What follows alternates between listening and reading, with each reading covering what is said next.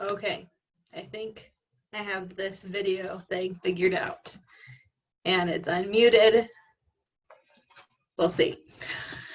So, the first learning analysis video journal is asking me to share an autobiography of my understanding of a social phenomenon in higher education and a critical analysis of the readings. So, I'm going to first offer that autobiography and then talk about the Anderson piece and then the other article and how they're in conversation with one another.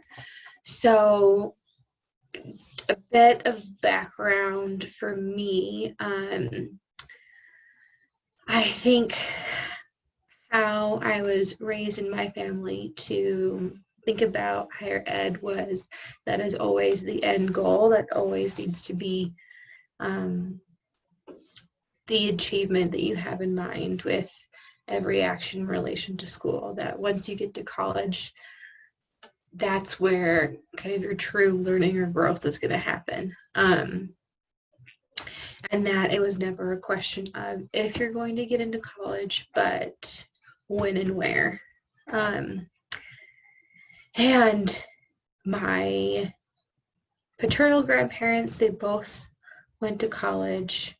My father went to college, and so did his brother.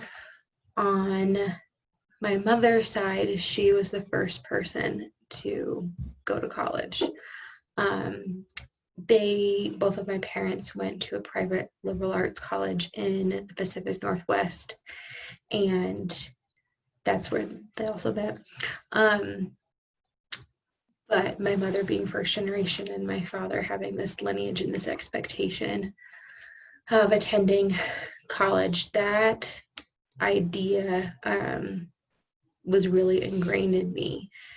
So to think about higher education any other way other than that's just what you have to do was totally just a brand new idea to me. The older I got, that, what are you going to do after high school? Well, who's not going to go to college? Who's not going to go to school?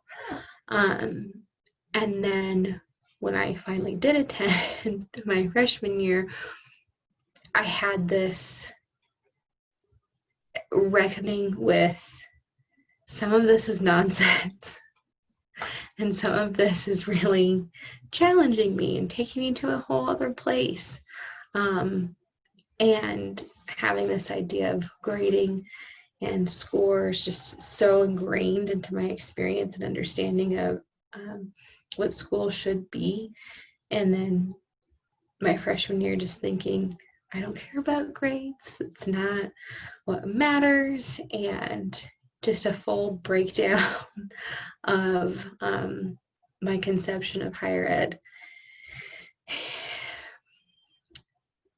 By the time I decided that I wanted to go to graduate school, this idea of imposter syndrome really came to a hold, going from this everybody should be doing to this idea of I feel like nobody thinks that I should be here or that I'm not worthy of being here.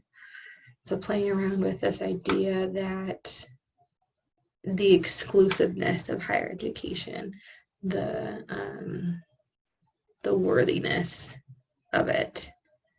So that's a little bit of a background on me. I'd really love to explore further in this class, and perhaps it's what maybe I'll move my research project towards is imposter syndrome in higher ed and where that stems from, how that's ratified, codified in policies in the curriculum within higher ed and the expectation process in secondary education.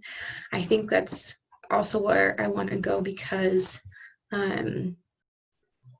of all of these different programs in secondary ed that we're seeing are mirrored in higher education. What I mean by that is we have programs like AVID, the Stegner Institute, PATHs, all of these different social programs that are getting students ready to attend higher education, as though it's a matter of rigor, that though it's a matter of what you should know, and that the space of higher education is this place of refuge or solace.